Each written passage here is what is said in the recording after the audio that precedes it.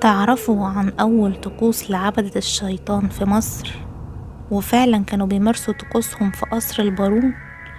وهل القصر مسكون من الشيطان؟ والحكاية بدأت ازاي؟ وليه القصر ده بالأخص كان حواليه حكايات كتير؟ وهل فعلا مصر كان فيها عبدة شيطان؟ ومين هو البارون والقصر ده بتاع مين؟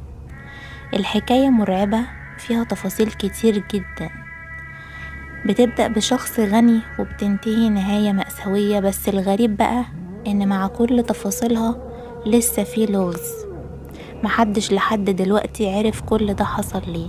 وانا جاية النهاردة اقول لكم الحكاية بدأت ازاي وانتهت فين، وكل التفاصيل المرعبة والغريبة اللي حصلت في القصر.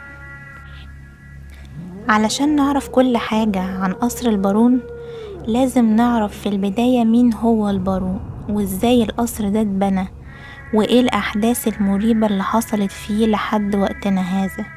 وهنحلل مع بعض الموضوع المرعب ده وهنحاول نفهمه.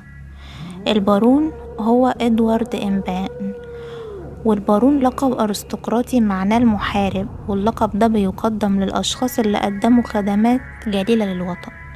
وإدوارد حصل على اللقب ده بجدارة لأن في عصره كان هو صاحب المشروعات الكبيرة المنتشرة في أوروبا، فدولته كانت بتفتخر بيه وعطوه اللقب ده.